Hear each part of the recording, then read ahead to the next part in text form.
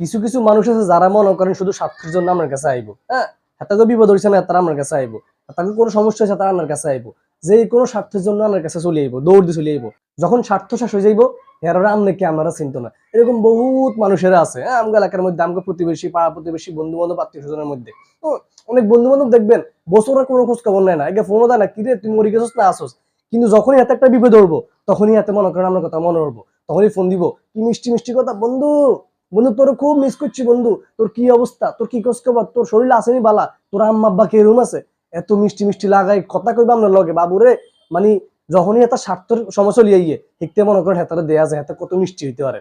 যখনই এতার মনে করেন স্বার্থ শেষ হয়ে যাইব, এরা মনে করেন আমনে কে, আমনে কোন স্যান্ডার বেল আব্দুল্লাহ, তারা আমরা চিনতো না। এরকম বহুত বন্ধু বান্ধব ভাইয়া আপুরে আছে আমাদের আশেপাশে, ঠিক আছে নি, তারা বিপদ হলে মনে করেন আমরা চিনবো।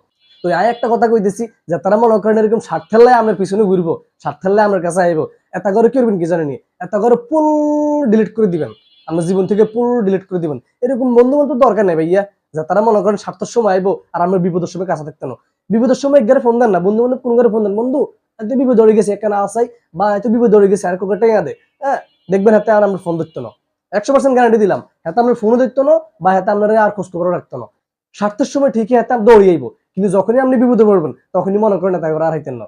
এরকম যারা মৌসুমী ফলের মতো মৌসুমী বন্ধুরা আছে, তারা মৌসুম সময় আইবো, আয় আমার কাছে মনে করেন আমরা চুইচড়েই খাই, এরপর চলে যাবো।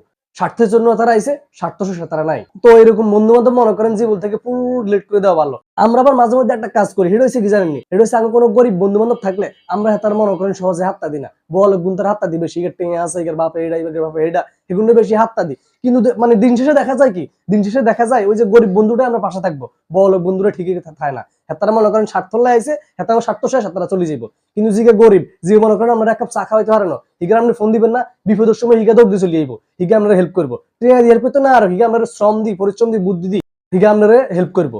শুধুমাত্র টেঙা দিয়ে বন্ধু বান্ধব বানায়েন না, শুধুমাত্র মনে করেন নিজের বাপে অনেক পাওয়ারফুল এলে বন্ধু বান্ধব বানায়েন না।